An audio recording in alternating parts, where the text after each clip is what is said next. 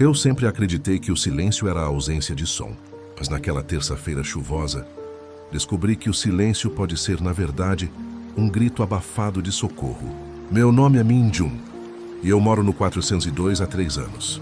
3 anos cruzando com vizinhos no elevador, sem dizer mais do que um bom dia automático. No 402, eu havia construído um bunker de solidão. Eu tinha meu café, meu trabalho remoto e uma tristeza que eu chamava de rotina. Eu achava que ninguém me via, até que o primeiro bilhete apareceu. Ele não estava no chão nem na caixa de correio. Estava colado exatamente na altura dos meus olhos, na porta do meu apartamento. Não tinha remetente, não tinha perfume. Apenas uma frase escrita com uma caligrafia firme, mas delicada. Min Jun, eu vi que as luzes do seu escritório ficaram acesas até as 4 da manhã de novo. O fardo que você está carregando não precisa ser carregado sozinho. Existe alguém que não dorme para que você possa descansar. Durma em paz hoje. Meu coração parou por um segundo. Quem sabia meu nome? Quem monitorava minhas luzes? Senti um calafrio que misturava medo e um estranho conforto. Olhei para o corredor vazio. As portas dos outros apartamentos estavam fechadas, impenetráveis. Voltei para dentro, mas a frase não saiu da minha mente. Aquele foi apenas o primeiro. O que eu não sabia é que aqueles bilhetes anônimos estavam prestes a desenterrar segredos que eu escondi até de mim mesmo. E que o vizinho por trás deles sabia muito mais sobre a minha dor do que eu ousava admitir. Antes de continuarmos essa jornada, histórias como a do Min Jun nos lembram que nunca estamos tão invisíveis quanto pensamos. Se você sente que está carregando um fardo pesado hoje e precisa de uma palavra, escreva seu pedido de oração nos comentários. Eu quero orar por você. Aproveite também para curtir este vídeo e seguir o canal. Assim você garante que não vai perder o desfecho desse mistério que promete aquecer o seu coração. Nos dias seguintes, a minha rotina se transformou em uma caça ao tesouro involuntária. Eu saía de casa não para ir ao mercado ou ao trabalho, mas para verificar a superfície da minha porta. E como um relógio suíço, o mistério se repetia. Na quarta-feira, o bilhete era amarelo. Vi que você comprou comida pronta 3 dias seguidos. O corpo precisa de sustento, mas a alma se alimenta de cuidado. Que tal uma fruta hoje? Deus se importa com os seus detalhes. Na quinta-feira, era um papel de caderno arrancado, dobrado em forma de barco. Ouvi você ouvindo aquela música triste repetidamente. O luto por um sonho que morreu é real, Min Jun. Mas o autor da vida é especialista em ressurreições. Não enterre seu coração antes da hora. Como? Como aquela pessoa sabia dos meus hábitos alimentares ou da playlist que eu ouvia nos meus fones de ouvido?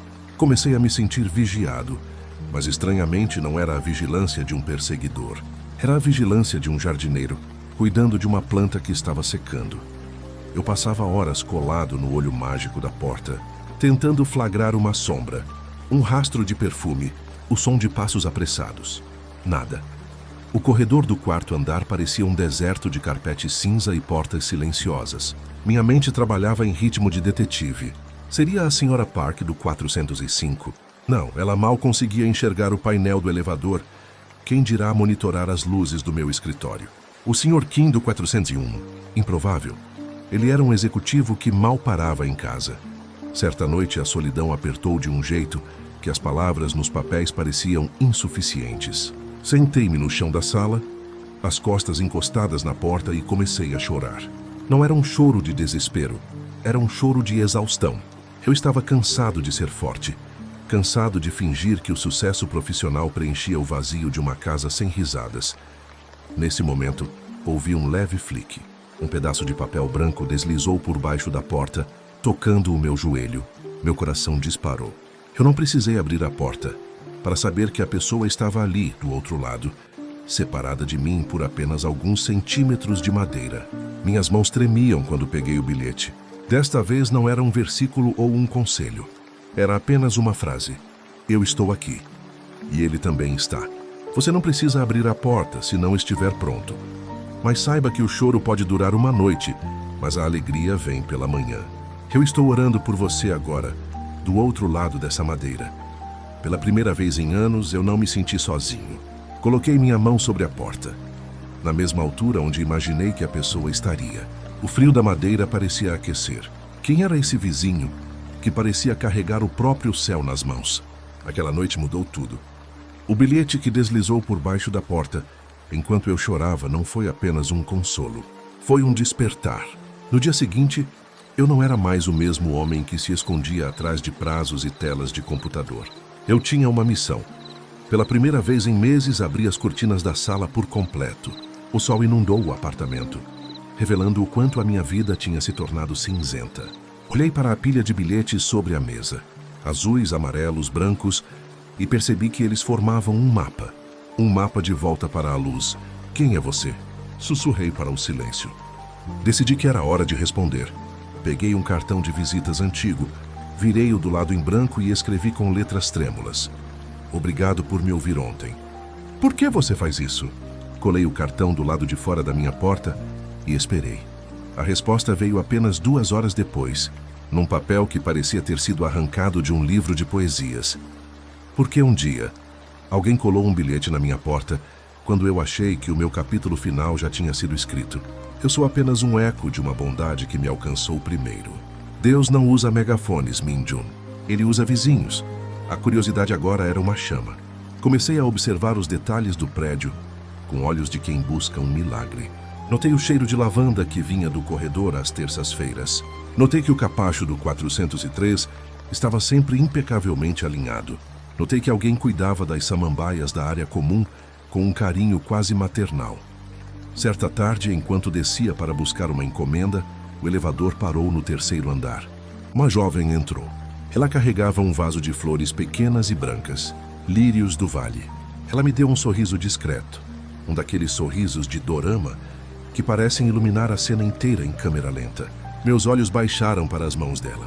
Seus dedos estavam levemente manchados de tinta azul, a mesma cor do primeiro bilhete que recebi.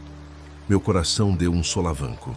Lírios bonitos, eu disse, minha voz soando mais rouca do que o planejado. Eles representam o retorno da felicidade, ela respondeu, com uma voz que soava exatamente como eu imaginei que a voz do vizinho soaria, calma e cheia de uma paz que eu não compreendia. Às vezes a gente precisa de um lembrete visual de que o inverno não dura para sempre. O elevador chegou ao térreo. Ela saiu na frente, caminhando com uma leveza que parecia flutuar. Eu fiquei parado, segurando a porta, enquanto o perfume de lavanda e o vislumbre da tinta azul em seus dedos rodopiavam na minha mente. Seria ela, a moradora do 303, logo abaixo de mim? Naquela noite, não houve bilhete na minha porta. O silêncio voltou, mas não era mais o silêncio de um bunker. Era o silêncio de uma expectativa. Eu passei a noite escrevendo. Não um código de programação, mas uma carta de verdade. Eu contei sobre a minha família, sobre o sonho de ser músico que eu havia abandonado, e sobre como, por um momento, eu achei que Deus tinha esquecido meu endereço. Deixei a carta no chão do corredor do 3º andar, em frente à porta 303, em Seul, com uma pequena flor que comprei no caminho de volta. A carta que deixei no 3º andar foi como lançar uma garrafa ao mar. Passei o dia seguinte em uma espécie de transe, alternando entre a esperança e o medo de ter sido invasivo demais. Mas ao chegar em casa naquela noite, não havia nada na minha porta. Senti um aperto no peito. Será que eu tinha quebrado o encanto? Será que a magia dos bilhetes só funcionava enquanto o anonimato era preservado? Entrei no meu apartamento, mas não liguei as luzes. Fui direto para o canto da sala onde um fantasma descansava há 2 anos. O meu piano. Eu o chamava de fantasma porque, para mim, a música tinha morrido junto com a minha alegria. Mas as palavras daquela jovem no elevador, "O inverno não dura para sempre", ecoavam como uma melodia persistente. Sentei-me e toquei uma única nota. O som reverberou pelo apartamento vazio, quebrando o silêncio que eu mesmo havia cultivado. Comecei a dedilhar um hino que minha avó cantava para me ninar. Algo sobre um Deus que cuida de cada detalhe, desde o lírio do campo até o pássaro que cai. Enquanto eu tocava, comecei a chorar de novo. Mas não era o choro de antes. Era uma limpeza. De repente, ouvi 3 batidas leves na parede. 3 batidas rítmicas. No prédio, as paredes eram finas o suficiente para que eu percebesse que vinham do apartamento ao lado, o 401, e não do andar de baixo. Confuso, parei de tocar. O silêncio voltou por alguns segundos até que, por baixo da minha porta, um novo bilhete deslizou. Corri para pegá-lo. O papel era diferente. Tinha o logotipo de uma cafeteria local. O piano estava com saudades de você. O prédio inteiro estava. Não pare. A música que Deus colocou no seu coração é o bilhete que Ele quer entregar para o resto do mundo através de você. Continue tocando, Minjun. Estamos ouvindo? Estamos, no plural. Abri a porta do corredor num impulso, decidido a não deixar a pessoa fugir desta vez. E lá estava ela. Mas, para minha surpresa, não era a jovem do elevador com os dedos sujos de tinta azul. Era o Sr. Kim, o executivo do 401 que eu julgava ser frio e distante. Ele estava parado no corredor, segurando um bloco de notas. Sr. Kim? Eu perguntei da incrédulo. Ele sorriu um sorriso cansado, mas genuinamente bondoso. Eu sou apenas o mensageiro das quintas-feiras, Minjun. Nós fizemos um rodízio. Rodízio. Minha voz falhou. A Ji-Soo, do 303, viu você chegar naquele primeiro dia de chuva, meses atrás. Ela sentiu no coração que você estava se apagando. Ela comentou no nosso pequeno grupo de oração do condomínio. Começamos a orar por você, mas a Ji-Soo disse que oração sem ação às vezes é difícil de ser sentida por quem está no escuro. Então decidimos escrever. Cada um de nós ficou com um dia para deixar um lembrete de que você é amado.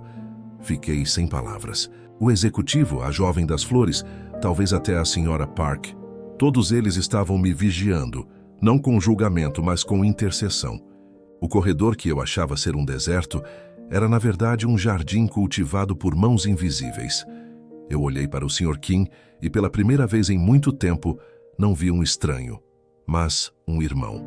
A revelação de que existia um exército silencioso, cuidando da minha alma, desarmou a última resistência que eu ainda guardava.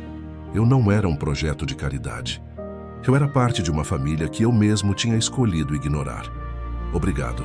Foi tudo o que consegui dizer, enquanto as lágrimas agora limpavam o caminho para um sorriso. No sábado seguinte, decidi que o ciclo de bilhetes precisava de um novo capítulo. Eu não queria mais ser apenas o solo que recebia a semente. Eu queria ser o semeador.